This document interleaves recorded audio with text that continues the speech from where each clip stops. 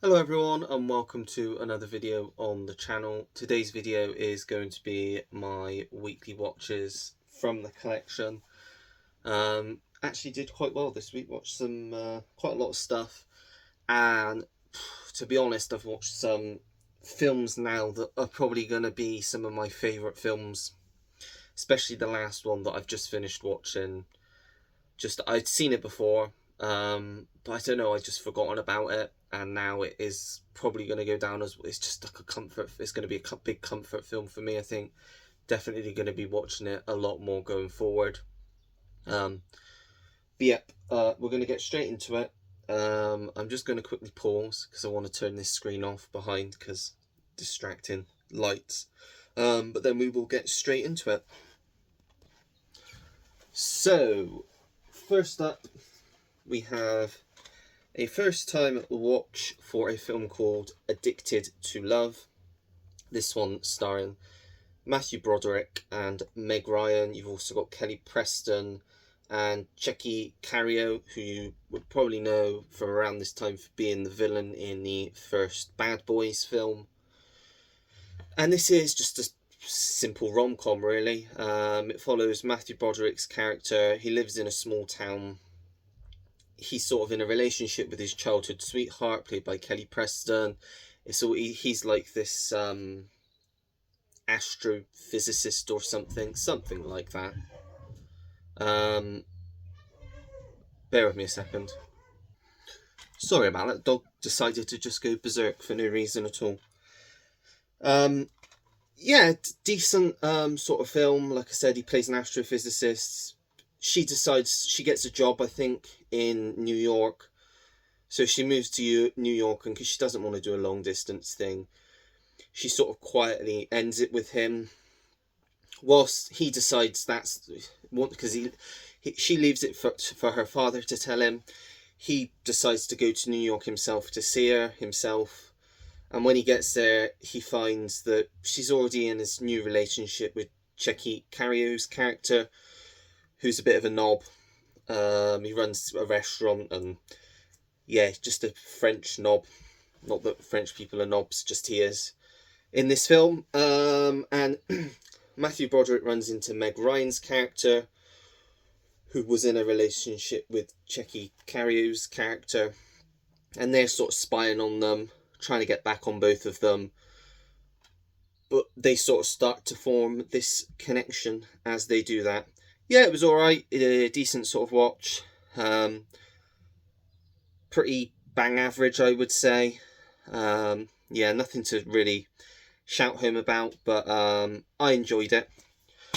I will say I'm a bit behind on my Letterboxd reviews as well. I've not actually written any of these out yet, but before this video gets uploaded, I'm going to try and just write them, because I've done the week before, which I was behind on. So because I didn't do a weekly watches last week, if you want to know the films I watched the week before, you can go and look on my Letterboxd now, because they're all up already, and I've just got to write these ones up now.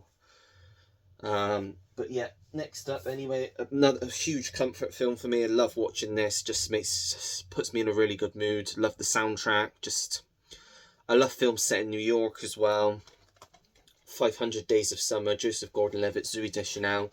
I know this is my good friend Sam's, one of his favourites as well. I could just watch this film over and over and over again and never get bored. It's like an anti-rom-com, not a love story. It's a story about love, as the tagline says. And we follow is it Tom? I want to say it's Tom, his name. Joseph Gordon-Levitt's character, who's a hopeless romantic, and one day he meets and falls in love with Summer at his place of work. And the title comes from his sort of relationship with Summer over the course of 500 days, and the ups and downs and stuff, and sort of just looking at the course of this relationship and the stuff. There's some toxic stuff, it's really good. Like I said, it's got a great soundtrack. You've got the Smiths, Doves, Temper Trap, lots of great songs, Hall and Oates. Yeah, just a great film. If you want to watch like a feel good sort of good film with a great soundtrack that just put you in a good mood, give 500 Days of Summer a watch. Next up, you wouldn't have seen last week's, but because I haven't actually done a haul yet. But I've been starting to collect some of the Kino Lorber 4Ks from various places for fairly good prices, I would say. Thanks to my good friend Andy of Forgotten World of Movies. I'm sure everybody knows Andy and already checks his channel out, but if you don't, please go and check his channel out. Great guy, great channel, and he's on my live streams every Monday night alongside Kenny. And this is just a favourite of mine. I love like sort of the 90s Universal films. Like, they all have this sort of feeling to them.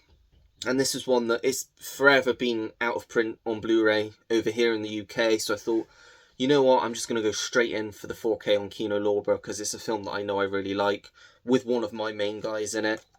Dante's Peak with my guy Pierce Brosnan and Linda Hamilton.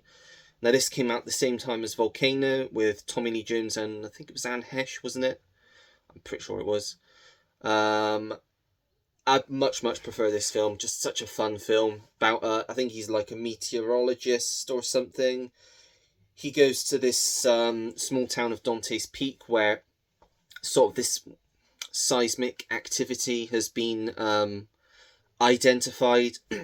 He meets they're like got an event going on, and he meets the town's mayor, played by Linda Hamilton, trying to explain what's going on, trying to warn them. Obviously, none of them want to listen until it's too late. And of course, it's not a mountain, it's a volcano that's about to erupt. So all chaos breaks loose. They're all trying to escape the town whilst a volcano's erupting. And it's up to Pierce Brosnan, as usual, to save the day. Very fun film. I love a good disaster film. It looked great on 4K. My new releases now from next month, because I can't really afford to get any more now this month from when I get paid. My primary focus, I know they're a little bit more expensive. They're around, I think the cheapest I could probably find them is around the £30 mark. But my priority going forward now is to try and get all of the ones on the Kino Lorber 4K range that I want. There's loads out there that I want over all these, because I've got so much to watch anyway, over all of the other stuff. So even if I get 2 a week, that's £60 I suppose a week on physical media, which is enough for me whilst I get through that. It will obviously mean I won't be doing any hauls, maybe a few exceptions, but to me now, I want to have quality over quantity in my collection. I'm running out of space. In fact, I'll put this down so I can talk about it a bit more. I'm rearranging my collection. Again, I've got to thank Andy for this, because he sort of inspired me to rearrange my collection, because he mentioned either last week or a few live streams back that he sorts his collection out by release year, and I just thought I wanted to change the way my collection was arranged up a bit. So I've decided to go with what Andy does and put mine into release year, because then I can just look at certain years and be like, that's a great year, and it might make me think, oh, I want to go back and revisit some films from this year. I've not made a massive start yet. It's a big task. It's going to take a while. I've got piles all over the floor at the moment.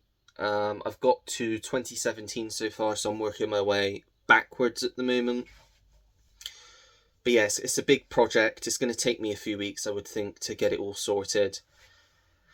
I'm also, because obviously I have picked up an awful lot of DVDs from charity shops over sort of the last year. There's, like I've said before, 6 piles of stuff that I need to watch. I've decided I'm also going to go through them, and I'm going to get rid of a lot of them, just take them back to charity shops. And when I am planning on meeting up with Tim again in a few weeks, when we do end up going to charity shops and into HMV and CEX, I'm going to be picking up minimal stuff, only stuff that I really am interested in, because I have just picked up a lot of stuff that I'm like, oh, I haven't got that, let's get that in the past, because it's like £5 for £1 or whatever. But yeah, going forward, I'm not going to be doing that. Like I said, I'm going to be focusing on quality over quantity, and mainly those Kino 4Ks. because I can only afford to get so much in a month, and I'd rather get stuff that, because all of the Kino 4Ks I've had so far have just really, every single title has really left me with something. There's another 3 titles that are 4. Is it 4? No. Yeah. Another 4 titles I'm going to be talking about this week from Kino that I fucking loved. So yeah, why wouldn't I want to spend my money on things that I'm going to get something out of, as opposed to crap. So I'm going to be weaning some of that out. So I might show off once I've got down to what I'm happy with, what I've got left. But yeah, this has turned into a rant video. Sorry, it's going to go on for a while. But I thought I'd just mention it as a sort of update of what's going on with my collection, how I'm going to be collecting sort of going forward. And I suppose that will impact what you see on the channel, because like I said, there's not really going to be any haul videos for the foreseeable future until I'm happy that I'm down to a level that I'm happy with, and I've got more of what I want to get. I might do a monthly haul. If you would rather see a monthly haul, let me know. I could do a monthly haul video, that's no problem. There'll be more to show then. But yeah, the weekly watches will be staying, and I might show you the progress of how my collection rearrangement is going, and some other stuff, top 10s, the normal sort of stuff. Blabbered on too long about that. Next up, another Kino title, Coneheads. Andy recommended this to me. Never seen it before, always escaped me, a film that's just always escaped me, and another one I just absolutely loved. Just a fantastic 90s comedy, sort of inspired by characters that were created on Saturday Night Live. I don't know, I'm guessing in the 80s. You've got Dan Aykroyd, Jane Curtin, who play our leads, the Coneheads, as you would call them, who come to Earth to sort of take over the planet initially, but have to sort of live there because they've got no way of really contacting their home planet. So they start living there. They have a kid who sort of is one of the a human in a way, but not, if you know what I mean, because she's been brought up on Earth, and it's a very funny film. Dan Aykroyd's great. Just them, it's like a fish out of water sort of story. I love those sorts of films, and just very, very, very entertaining. Very not too long either, less than 90 minutes. So you know, nice, quick, easy watch. Got Chris Farley in here. Love Chris Farley. Another one I want to get is Black Sheep on Kino, because David Spade's also in this as well. Michael McKean. You got loads of people. I mean, just reading off the back: Jason Alexander, Ellen DeGeneres, Eddie Griffin, Phil Hartman, Tim Meadows, Kevin Nealon, Parker Posey, Adam Sandler, Sinbad, David Spade. As I said, lots of Saturday Night Live sort of cast from this time. But it's just a lot of fun. Just a really easy to watch film, and another great 90s comedy that I can say I've got in my collection. Unfortunately, this next one just wasn't for me. I want to say I got about 40 minutes in, and I just had to switch it off. Not knocking the film, it's just not my sort of film. And I didn't want to waste my time finishing it when there were other films that I would have preferred to watch. And that's The Sweetest Thing. Cameron Diaz, Christina Applegate, and Selma Blair. It's a very girly rom-com. Now, as you know, you watch my channel, I'm a big sucker for a good rom-com. But this just felt too more aligned with a female audience, and it just didn't work for me, I suppose. It just was very thin, the story. I just didn't really click with what was going on with the characters and stuff, and it got to a point in a scene in the restaurant where they were singing about genitalia, and I was just like, yeah, I'm out, I'm done. So I'm not actually going to rate this on Letterboxd, because I don't think it's fair, because I didn't watch the whole film. But I thought I'd still mention that I gave it a go, I gave it my best shot, but it just wasn't for me, so I won't be keeping this one, unfortunately. I was bummed with this next one, because it didn't come with a slipcover, as it was advertised from the website that I got it from. This was the first of the Kino 4Ks I actually ordered, but it took a while to come. because this one I think actually did come from America. But at the end of the day, it's like Roy said, because I said, oh, I've not got Slipcover. He said, at least you got the film. Same, that's what Kenny said as well. And I'm like, yeah, I'm glad I got the film. And another Kino title that I absolutely loved is Needful Things. Ed Harris, Max von Sydow, Bonnie Bedelia, and a fucking psychotic performance from J.T. Walsh in this, who he's one of the best character actors of the 90s, in my opinion.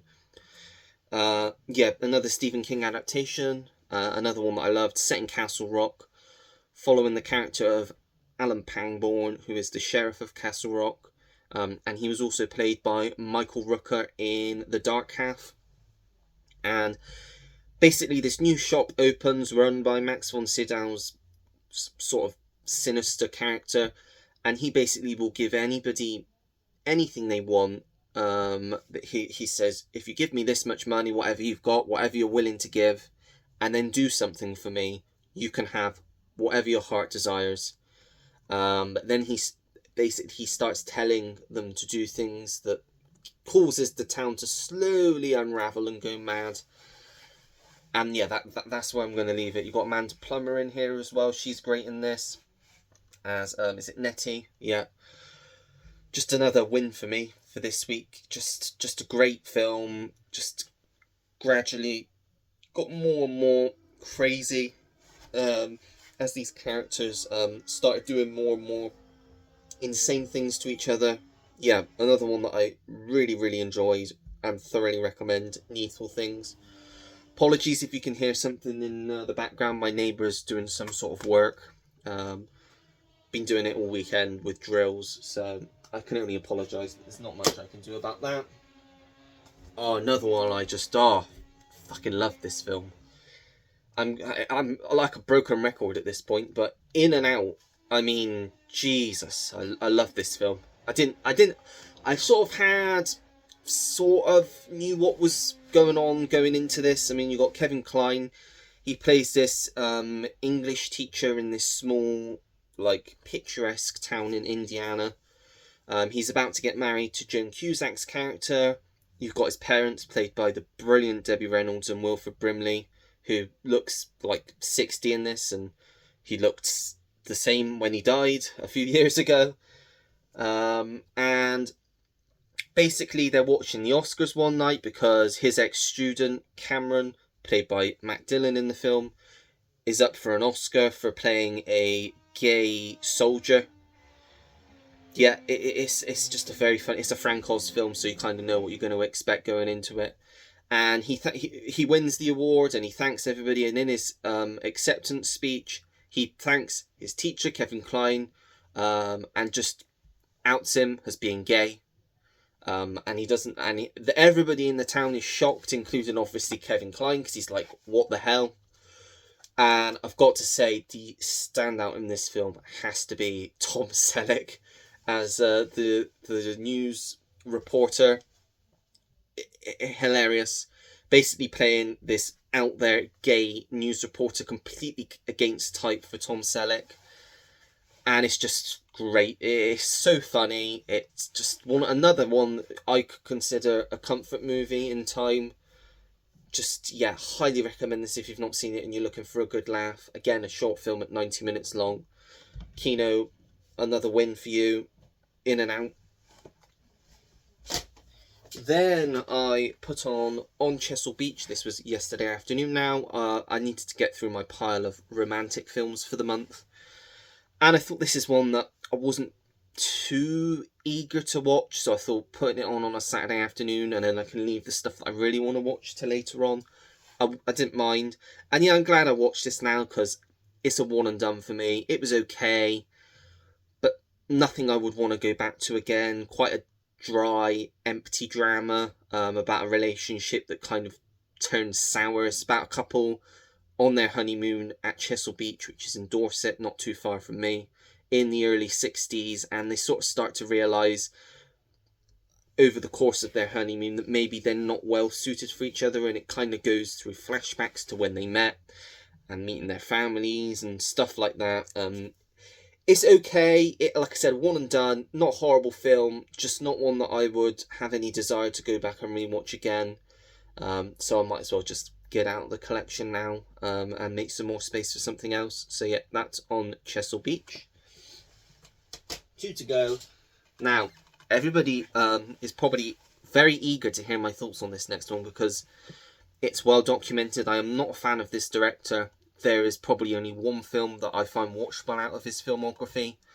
And I had absolutely no interest in watching this one, but I got it as part of my work voucher for the month from Amazon. So I didn't have to pay anything for it. And I thought, you know what, I'll give it a go tonight so I can speak about it on this video.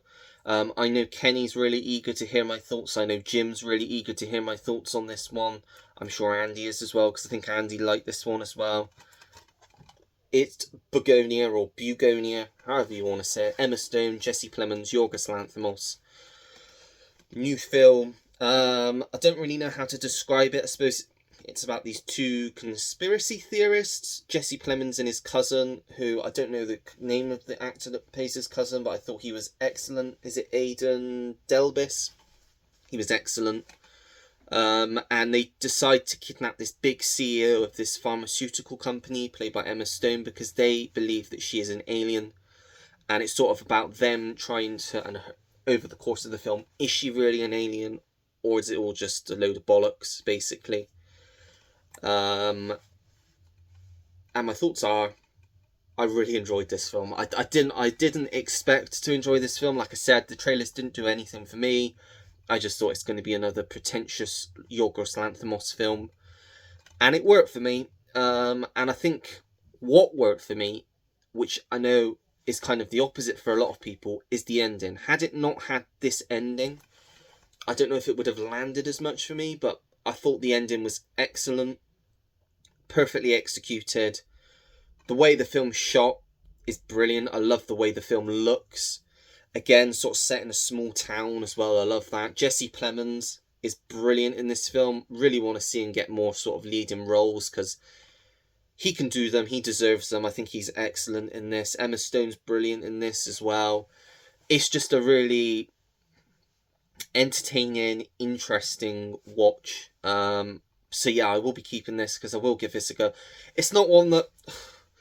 If you know me, I know you know I don't tend to go back to films all that often. I do, but I like to leave it like a long time before I go back to them, unless it's like a real big comfort film for me. So I will go back to this one, so it will be staying in the collection, but I don't know when I'll go back to it. But then when you have so many films in your collection, you only have so much time to go back to each of them anyway. But yeah, Begonia, really enjoyed this one. Surprised me, enjoyed it a lot more than I thought. Yeah. And I have to say, this is the absolute effing highlight of the week for me. It's a rewatch, as I said, of a film that I've seen before. Hit me a lot different on this watch, and I'm glad that I've got this on physical now. This is now, like I said, going to be one of my go-to comfort films going forward. It's got to be in contention for top 50 films for me now. It's definitely in the top 100 for me. And it's 100% my favourite Paul Newman film now, and that is Nobody's Fool. I just adored this film. I love these sorts of films. So many aspects of this film I like. Again, set in a small town between sort of Thanksgiving and the New Year. Got a fantastic score from Howard Shore. Brilliant performances from the likes of Paul Newman, who, like I said, I think this is his best performance. He should have won an Oscar for this. Or Bruce Willis, who's fantastic. Melanie Griffith. Pruitt Taylor Vince, who plays his best friend. Dylan Walsh, who plays his son. Philip Seymour Hoffman even has a small role in this. Jessica Tandy is phenomenal in this film, and this is her last film as well. It's just set in a small town, and it follows Paul Newman's character. He's sort of an aging handyman in his 60s who's kind of thinking back on his life. He's got some regrets. His son comes into town for Thanksgiving. He hasn't seen his son in years. He finds out he's got grandchildren. He wants to form a relationship with them and sort of reconnect with his son. You've got lots of things going on you've got his best friend, played by Pruitt Taylor Vince, who sort of feels threatened by his son coming into the picture. You got Jessica Tandy, who plays his landlord. He lives with her, and she sort of looks at him like a son. Her actual son, played by Joseph Summer, is a bit of a dickhead. He works at the bank. He just doesn't like Paul Newman's character. He wants him out of her life, basically out of the house. You got Bruce Willis, who's sort of his boss. He works at this big handyman company, I suppose, do-it-yourself construction company, and he sort of does jobs for him, but he's a bit of a dick. It's just a fantastic film. I would highly recommend anyone that hasn't seen this to give it a watch, because I would highly doubt if anyone didn't get on with this one. It's just such a great film. Yeah, do yourselves a favour, give Nobody's Fool a watch. I love this film. I'll be going back to it again soon, because like I said, it's a comfort film, and I love a good comfort film. So yeah, that's it. That's the last film of the week, Nobody's Fool. So that is everything that I've watched this week. Please do let me know your thoughts on all of those down below in the comments section. Good, bad, I think I've had a fantastic week this week, especially with those Kino 4Ks. They've really surprised me.